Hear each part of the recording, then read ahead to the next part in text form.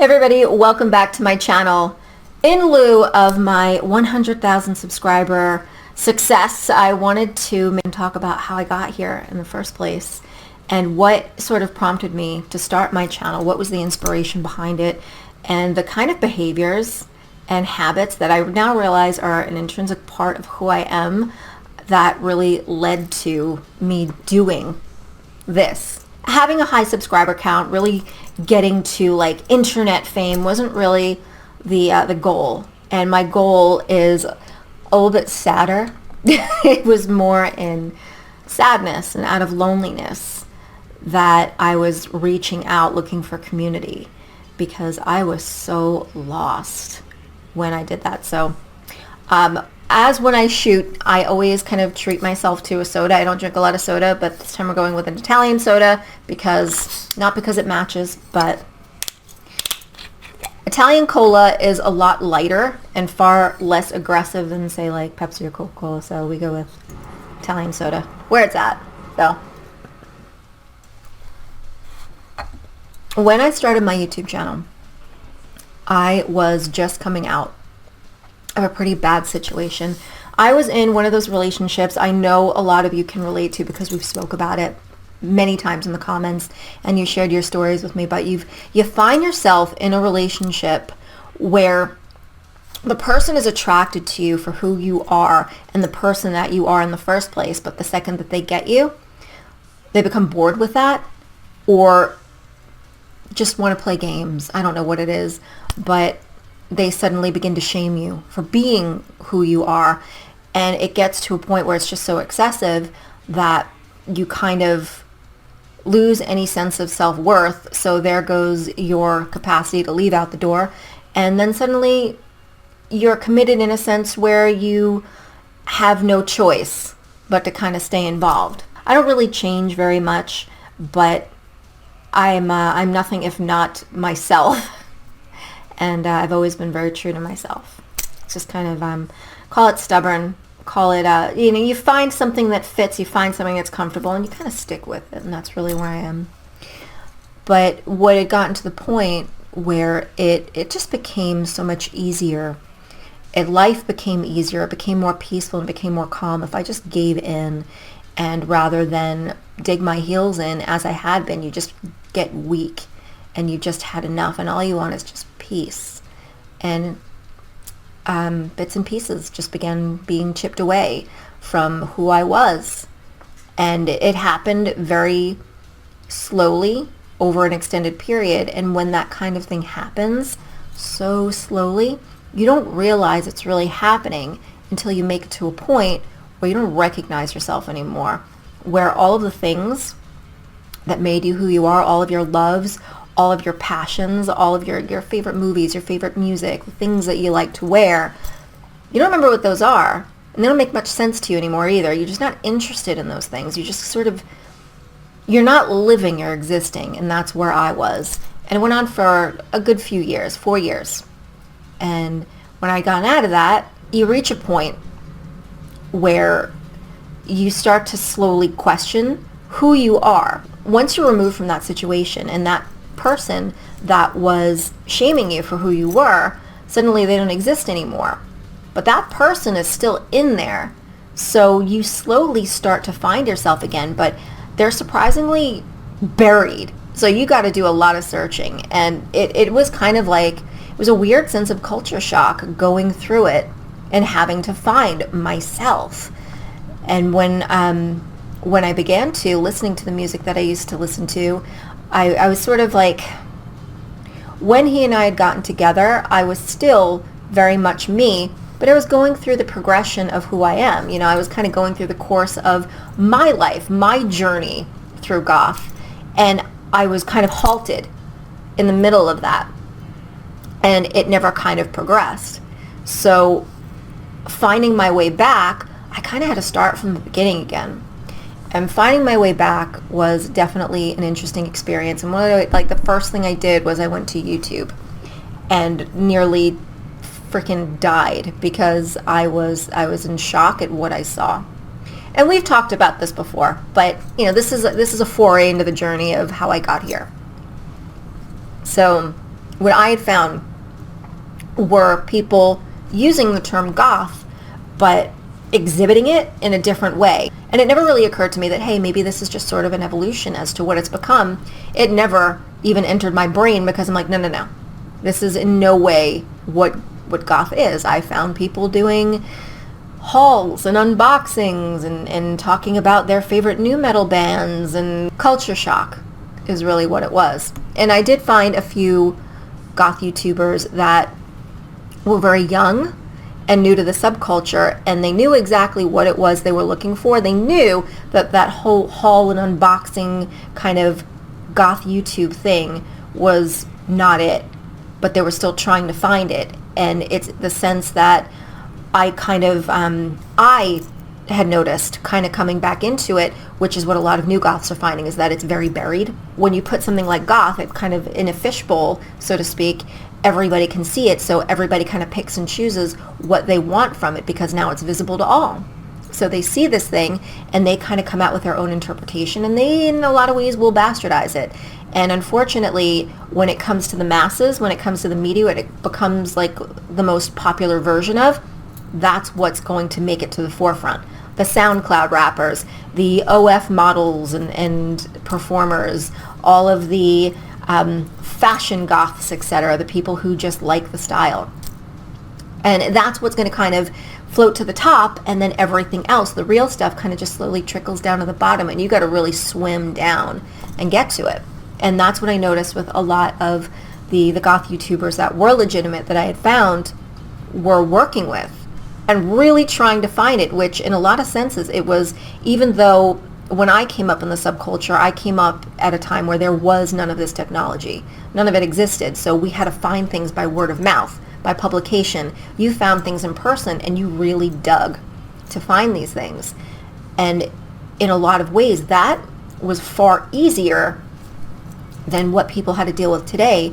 And I was experiencing that firsthand, which is why I speak about it a lot, because it's something that I personally had experienced. Because when I was kind of looking for it as a teenager, it was point A to point B. It was very easy, because if something said it was goth, it's because it was. You didn't have all of these other things kind of labeling something goth and then finding out it's a pineapple. So today, I think a lot of people had it much harder. And when I found YouTube, I found goth, I found, like, I was mad. I was angry, because this is the one thing that was a major part of who I am. And it is an identity. It is a huge part of my identity, because subcultures are communities, and these people were my friends, and these, like, the places that I went to were my home. They were my sanctuary. It was my church. I went to listen to the music that made me feel whole, and I got to dance, and there's something very cathartic in that. Something very, very cathartic in just going to a space surrounded by all of your people, dressed in a way that represents you, surrounded by people who are also dressed in ways that represent them, and listening to the music that speaks to you, and just dancing. There's something very cathartic and freeing. For me, it validated who I was. It validated my existence, because for a long time I knew I was different. I knew I just wasn't interested in the basic stuff that was around, and it wasn't until I found goth that I realized, aha, these are my people, this is my music, this is my stuff, this is who I am. And I felt bad, because it made me concerned as to where the subculture had went, because here's the World Wide Web, this great vast source of information, and it's really nowhere to be seen. And it also made me concerned for the fact that that lack of information and this massive misdirection will take the thing that we love and cause it to die. I wouldn't want that to happen. As cheesy as it is, growing up, I always thought, like, oh, if I have kids, I hope they're into goth. But it's not one of those things where it would be like a deal breaker, like you force it on them. I want them to have the option for it to be there. I want future generations to have the option for it to be there, because it is really a beautiful subculture, contrary to what a lot of people like to kind of brand it as. It really is. So my goal was, I'm going to tell my story I'm going to tell my story from the very beginning. And that's really where it started. I thought, I'm going to start from scratch. I'm going to start from the beginning and tell my story. And in telling my story to you and hopefully bringing it to your ears, it will not only inspire you and show you the true subculture, but it'll make me remember who I am too. And at the time, my husband and I were both working different shifts. I was working day shifts and he was overnights. So in the evenings, I was home all night. And in the evenings, that's how one can become very introspective. And I can have issues with insomnia. I do have bouts of insomnia, and there are times I don't get to bed till like 5, 6 in the morning sometimes, and I'm up all night. And he's at work. So I'm up all night, and in these introspective hours, I'm just sort of wandering around, sometimes going for walks, and I'm thinking. And these are the moments that I decided, I chose to create. I was going to reach out, look for the community, kind of shout into the void, is anybody out there? Where are you? And hopefully share my stories and inspire you and convert you. Because I used to have this habit. Remember I said in the beginning, like, sometimes you realize there are things that, like, habits you thought you had, but they're just intrinsic parts of who you are. I used to make goths. Make them. And it's so, like, I would get made fun of. They're like, oh, look, Angela's made another one, because you'd find, like, another goth kid just pop up in school. I did that. Because when I had found the subculture, you kind of go through this phase of arrogance. When you're young, I long since left that behind me, but when you're very young, and you're into the basic stuff, you know, you're into the whole, you're into everything that's kind of being fed to you. Basic stuff, radio, whatever's playing on MTV, whatever your parents are doing or listening to. So you don't have access to a lot, and it's not until you get sort of introduced to anything underground that you begin to realize that there's more. And you can look for it, you can dig for it, but you really have to look, and there's fun in looking for it. So I'd go on these like wild goose chases for music, for fashion, for places, for people. It was fun. I had a lot of fun with it, and it was this big moment of discovery for me. And when I had found goth, I was suddenly like, I went to school that Monday after like a crazy weekend, going to a goth club, discovering this new stuff, and looking on my fellow students like, you have no idea. Like looking at them like they are so ill-informed. It's like, you have no idea what you are missing. I'm going to show them. And I did. And I know I've talked about this before, but I went through a phase where I would literally just choose people that seemed cool. I'd be like, you, I didn't even know half of them. You're going to come to my house this weekend, and we're going to, like, you're going to hang out with our friends, and we're going to listen to music. I'm going to show you something. And that in itself sounds like, you know, a horror film waiting to happen. This is how, like, murders take place. But, you know, fortunately, you know, we just ate pizza and listened to music in my room. And they would come over. They would come to my house, and we'd show them goth music. And I was so confident in the fact that the second they heard it, I knew they would love it. I knew in my mind all they needed to do was listen to the music. That was it. And we got them. And do you know what? The majority of times, it worked. The majority of the damn time, it worked. Every time, it at least led them to want to come to a goth night. Sometimes they stuck with it, sometimes they didn't. But I'm telling you, the majority of the people that I made, I laugh thinking about that and just like using those words, but it's true, are still in it. And there was this one that was so funny. So I went to school with this girl named Tina. I almost said her last name. But I went to school with this girl named Tina. And she was into like hip-hop, rap, R&B, that kind of thing. She was one of those universal people, kind of hung out with everybody. She was just like super cool. And we're like, you got to come to a goth night with us. You got to come. And she's like, yeah, fuck it, I'll do it. So she came to the house. She was listening to the music and really, really got into it. Like really got into it. And she was a wild child to the point where like her mother was always on edge, like, what is this kid going to do next? She wanted to dye her hair black. Immediately her mother said, no, you're not dyeing your hair black. She was at my house when she called her and said, I'm going to the store. I want to dye my hair black. And her mother's like, no, you're not doing that. You could dye your hair any other color, but you're not dyeing it black. Loophole. She said, you could dye your hair any other color, but you're not dyeing it black. She wanted black. So this was her solution. We went and we got, it was either Manic Panic or Punky colors, but she got like the Pillar Box red.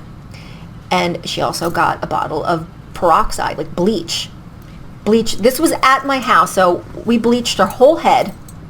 And then these 2 front pieces, like these, she dyed them like a bright Pillar Box red. And she calls her mom. She's like, hey, Mom, come pick me up. I'm hungry. To take her to McDonald's or something. Deliberately, because she wants to show her mother her hair. I'm readjusting to tell this story. Her mother shows up, takes one look at Tina's hair, and she's like, oh my God, Tina, what have you done? You look like a goddamn lamppost. These are her exact words. And I've seen a lot of lampposts in my life, and not one of them looked like that. However, I guess in her mother's mind, like, she was picturing something resembling Tina's head. And she's like, we're going to Walgreens right now, and we're getting you something to cover that up. And she said, okay. So they left. They went to go to Walgreens. They were gone for like an hour or so, and I didn't realize that she was going to be dropping Tina back off at my house. So as it turns out, Tina returns with a box of black hair dye in McDonald's. So Tina picked up a box of the black hair dye in Walgreens. Her mother said no. She's like, well, if you want anything that's going to cover this, it's going to have to be the black. None of these other colors are going to cover this. Convinced her mother of this. And they kind of had a little bit of a back and forth, and Tina sat on the floor in the middle of the aisle holding this box of dye, refusing to move. Now, mind you, Walgreens is just around the corner from where I lived at the time. So it's not like they were far away. So this standoff must have taken this entire time. Finally, her mother gave in.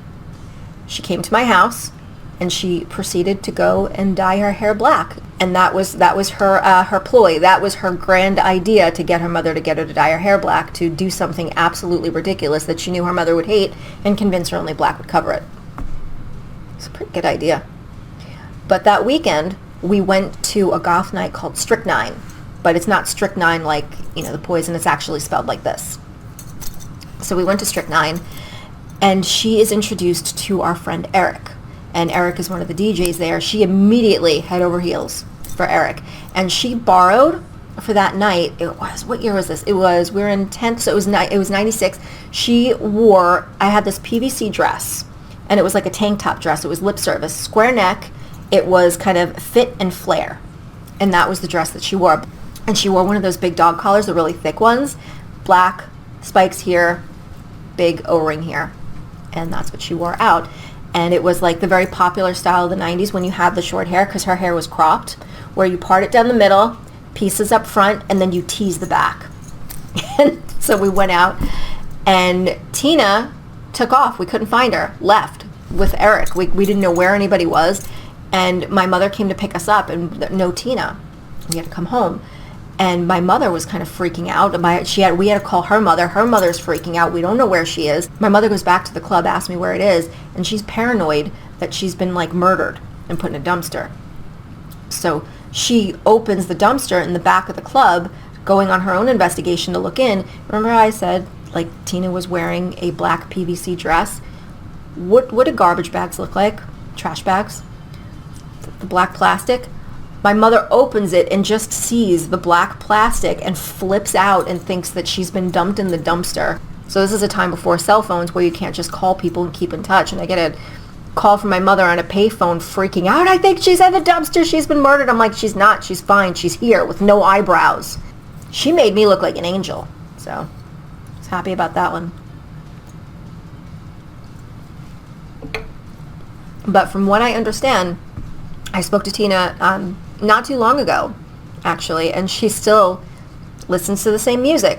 So when I first started my channel, the intention wasn't to like build this huge empire or like, do what a lot of people want to do. They want to make like a lot of money, or they want like this huge fan base. What I wanted to do was I just wanted to bring goth back, because I was horrified by what I'd seen, and I'm like, oh no, my home, it's gone.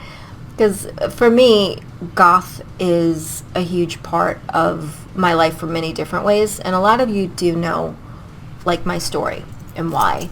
but it was really the only home that I ever truly had, the only place I ever felt safe, the only place I ever felt like I had people around me that understood me and that I understood. And it was a very important piece of who I was, and to know that that kind of thing could ever go anywhere, it scared me, it worried me.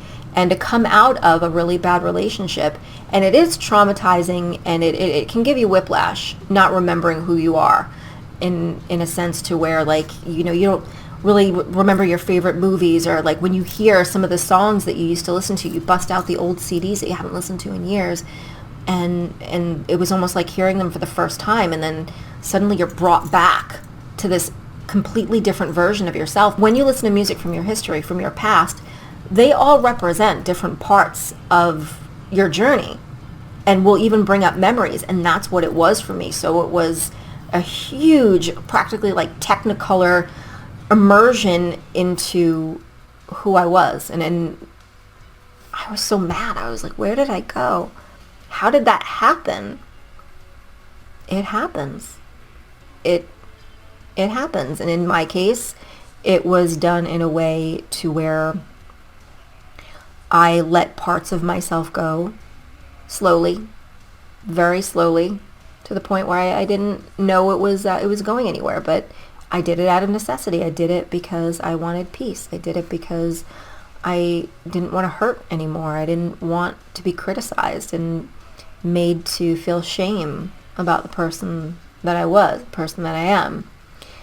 And it's funny because I credit my channel with being able to restart that evolution, because like I said, I started from the very beginning. You know, I started it from the very, very beginning, telling my stories, working my way through. And remember I said that when I got into that relationship and I started kind of succumbing to a lot of the bullshit that was going on, it was like my journey into the subculture and into myself was halted. It was put on pause. And I made it through, you know, the beginning parts, and now I've made it past that part where I was halted, where I was paused. And I genuinely feel like I have become the person that I was supposed to become all along, before it was cruelly halted the way that it was. But it's not always with relationships, and this is a common story with a lot of people. It doesn't always happen this way. It doesn't always happen with relationships. It happens with family. It happens with jobs. There are life things that happen. Life gets in the way. It could be your health. It could be some sort of catastrophe. It could be something with your family, something with your health. You have a baby, something happens, and you disappear. You put yourself and your needs and who you are, that kind of goes on the back burner, and now it's not time to live, it's time to survive. That's what it is. We have to survive now, and you kind of go into survival mode, whether you're taking care of someone, you're taking care of yourself, and eventually you get to a point where you don't recognize yourself anymore. And then that's when it hits you, where you're like, oh, wait a minute, what the hell, where did I go? And you find your way back. And there are so many people, so many of you, we've talked about it in the comments, and I've seen you discuss it amongst yourselves as well, how many of you found your way back into who you are. And I'm happy, I'm glad that you didn't allow those situations to steal you away from yourself. Because honestly, we only get one go around at this thing, and to live and exist for other people and not live it to the fullest and be who you are, who you're meant to be, and be happy, it's a tragedy to let that happen. Whatever it was, whatever epiphany it was that happened, it happened, and you're back, and that's all that matters. And some of you found your way back some 20 years later. But you know what? Better late than never. Goth has no age. When it came to making Goths, I know a lot of you out there, you're probably staring at this the whole time wanting to fix it. I would rewatch this video and be doing the same thing, so no shame. But even though I kind of like, I was the one known for like making goths, I would do that and get made fun of a little bit for it, but I didn't care. I had friends who would do the same crap. They didn't make goths, but they would choose people to come to goth nights. And one of the guys that I had a huge crush on, but the reason he did this was for cool points. And I remember this. So back then, you know how like everybody has like their heartthrob, the person that they like their crush on. And back in, at least in my high school, within my circles, you know, you'd think it would be like Patricia Morrison or something, but for them it was Bjork. Bjork was like the ultimate. They absolutely loved Bjork. And the thing about 90s goth is that there was a fluidity to it, to where there was also this sort of whimsical, dreamy quality to it, to where we listened to very dark, very brooding, very macabre music, but we also listened to things that were very ethereal and very melancholy and very dreamlike and dancey and whimsical, and things like Bjork. You know, we listened to things like Bjork. We listened to a lot of other kind of shoegaze music as well. Love Spirals Downwards, Trance to the Sun, that kind of thing. So there was also this kind of fluidity when it came to that dreamlike quality. And whereas today, there's a lot of labels when it comes to things, it wasn't really like that back then. So you would find us also listening to things like, you know, in the same mixtape or in the same night, you know, you'd find us listening to Screams for Tina and then Sneaker Pimps. And, you know, sometimes it also inspired things like this.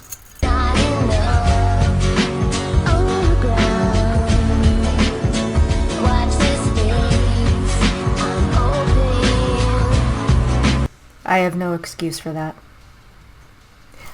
But back to Sean. So Sean spotted this girl in school that he called Bjork Girl.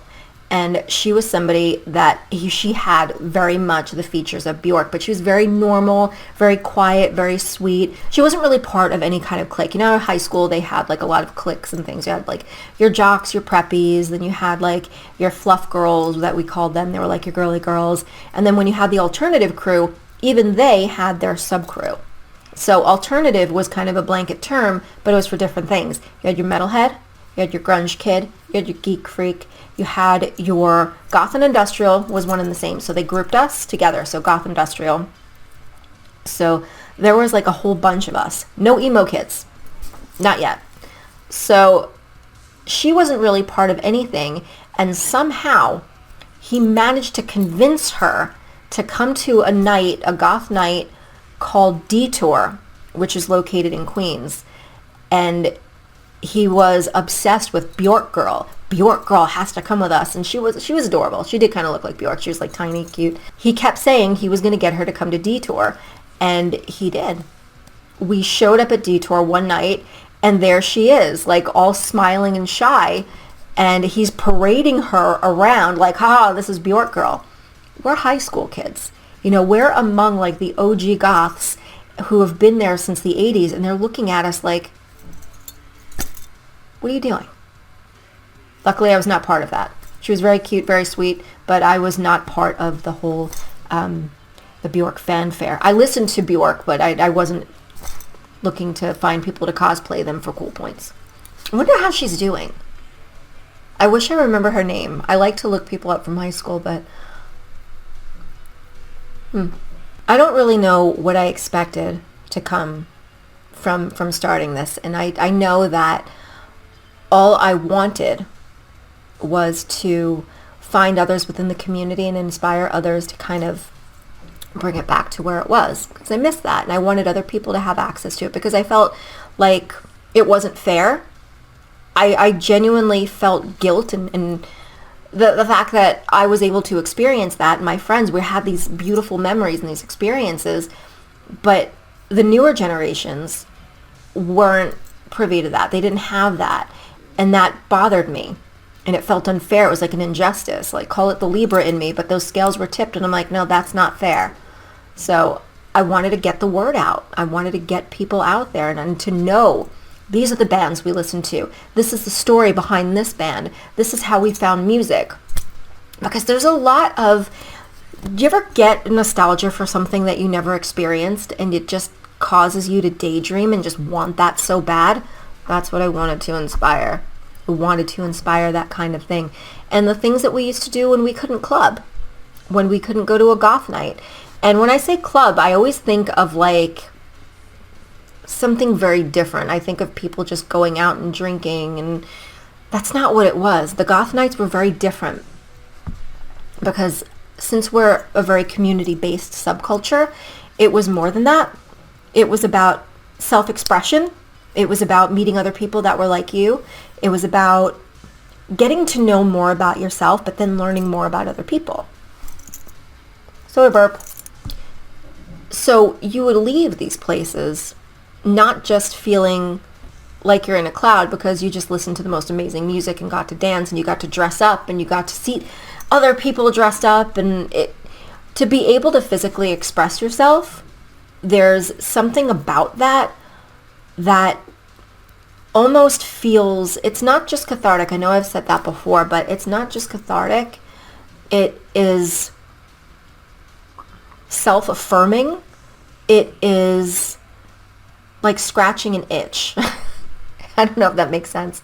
It's like, I'm me. Like, I've never felt more me than when I'm put in front of a closet full of the things that I chose, and I'm able to put something together, and I'm able to accessorize it. I'm able to put on makeup, and then I look at myself and I'm like, that's me. That's who I am. Because it's like I'm getting to express different aspects of myself. And it doesn't necessarily have to be clothes. And I know I always say this, but it really is true. Clothing does not a goth make. And I don't want you to look at me and think that this is what it's supposed to be, because if you don't like clothes, you're not too into fashion. It's not really your thing. You could, live with or without it. That doesn't make you any less legitimate or part of the subculture. This is a me thing. This is a lot of us thing. This is just a group of us. This is kind of our thing. And then there's a group over here. It's not their thing. We had a guy that went to the clubs. We used to call him, the goth electrician. I almost said lumberjack. And he would wear a utility belt. He would show up to the clubs. I remember I used to see him at Strychnine and Nostradamus all the time. He was older, and he looked like an electrician. He dressed like he had a utility belt with his tools on it, and he never bothered to take it off. He would come in his work truck, and he would electrician head to toe, but a band t-shirt. He'd be wearing like a Throbbing Gristle shirt, or he'd be wearing a Death in June shirt. But like head to toe, everything else minus the shirt, the guy was a straight up electrician.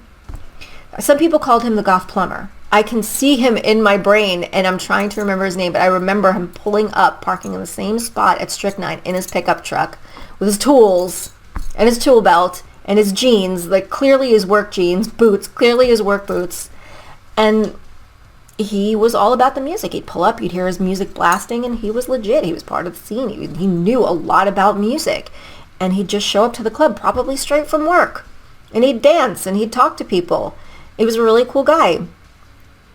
But there are a lot of people that are like that. So if you happen to be one of those people who aren't into fashion, I know that there's, like if you go on TikTok and sometimes like some places on YouTube and Instagram, there are a lot of people who like to pin goth as a fashion movement, which a lot of people, they do like to don it as an aesthetic and aren't part of the subculture. And they'll readily admit, they'll be like, no, I'm not part of the subculture. I just like to look like this. But then there are other people who say, goth is a look, goth is fashion. This is what I look like because I am a goth. But they're out here listening to Korn and actually shaming. And this is the part that makes me mad, is that they'll shame people for listening to goth music, because they're like, why would you listen to that crap? It's crappy music. And they'll shame you for listening to the music that you listen to, but also for not dressing the way that they do in the finest of finery, or whatever their interpretation might be. But I like the concept that it is about self-expression, and it doesn't have to necessarily be the basic goth colors of black and red and purple. I remember there was a girl who I used to be friends with. She went to the Fashion Institute in New York City, And one of her favorite dresses, it was one of the dresses that she made this staircase gown. Like, it was the bustle was like a staircase. It was neon pink, bright ass neon pink.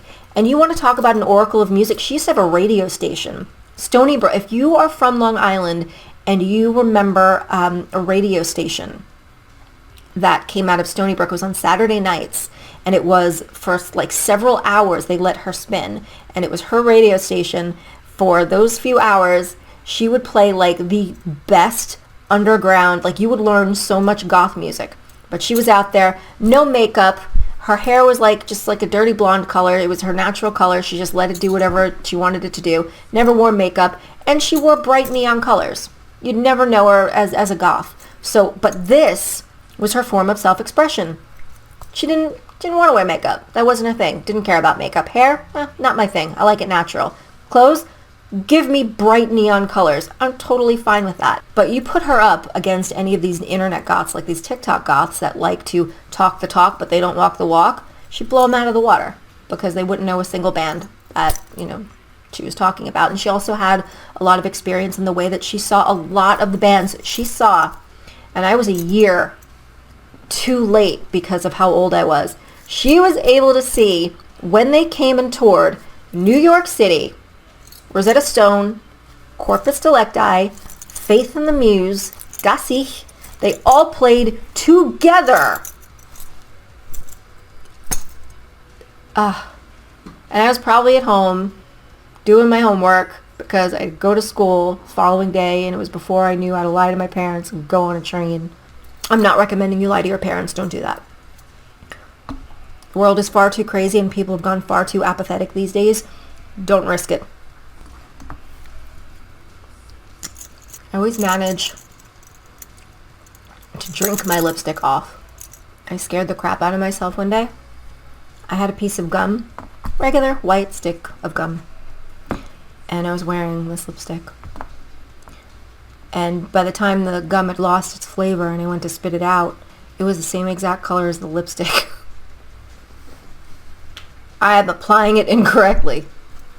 I'm content with where I am right now. I think not just within the community, but with where I am. Because I did lose myself for a while.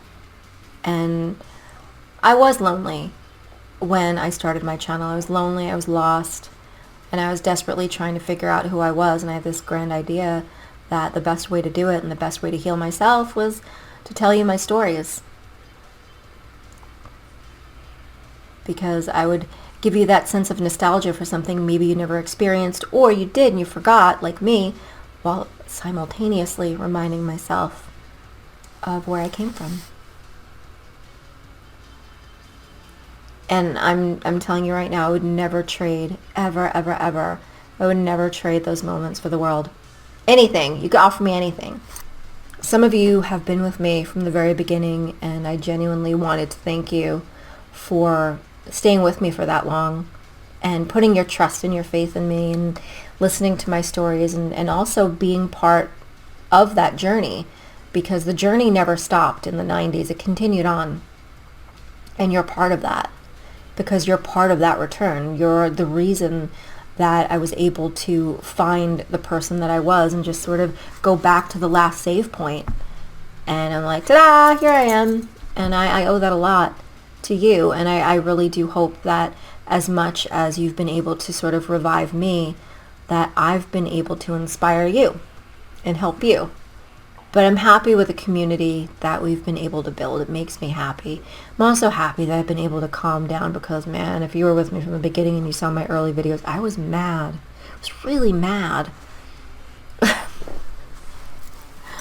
But I think as things like Bandcamp and Spotify and things, they come up, we're able to have access to new bands. And bands are now able to give themselves access to other people. Like, hey, look, here we are.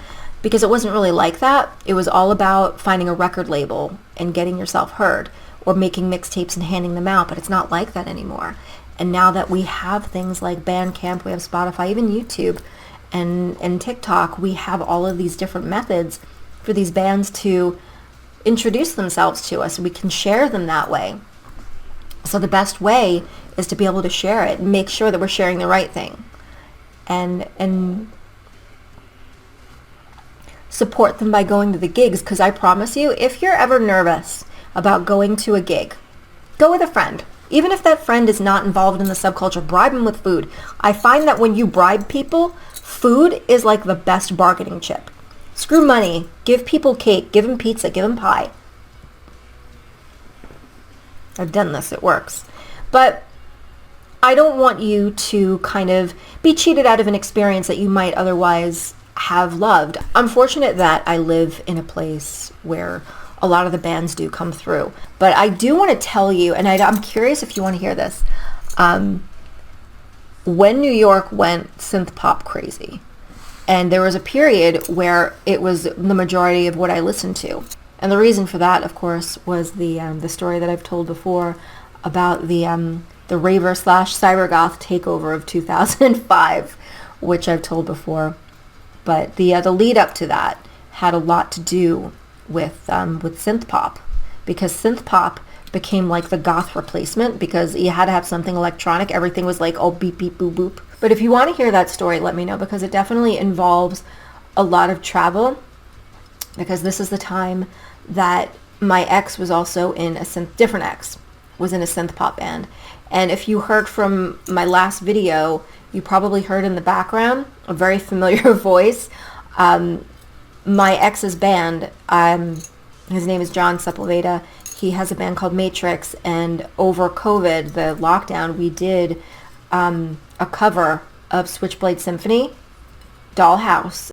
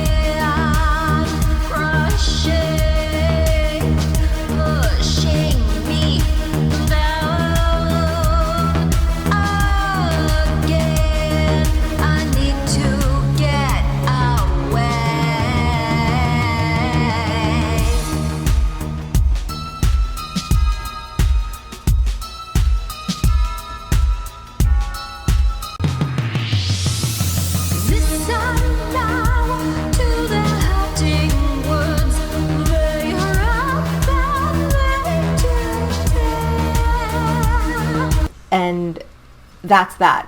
Granted, we did it from the privacy of our own homes. I did the vocals here, sent it to him, that kind of thing, because it was lockdown. But he was in a band at the time called Matrix, and we did a lot of traveling as a result, because they play in varying places. They go New Jersey, Pennsylvania, and Boston. So I got to see the scenes in all of those different places. The first time I saw the Philly one, the Philly scene is when 1996, 97, 96, 97-ish, which is when Sisters of Mercy came to the States for the very first time in like years. They reformed, and it was like this big thing. But they only played like two places. They played like Philly and then somewhere else. So, New York not being that far from Philly, that's where we went. And God, so many people were there. People from all over. People drove from everywhere. People came from like DC, Ohio, Virginia, Jersey, New York. They were coming from everywhere, because these are people that wanted to see Sisters, and they were only playing these two places. But fortunately, they played this huge venue. So it was a good show. But then after that, every time I went there, synth pop. Synth pop, synth pop.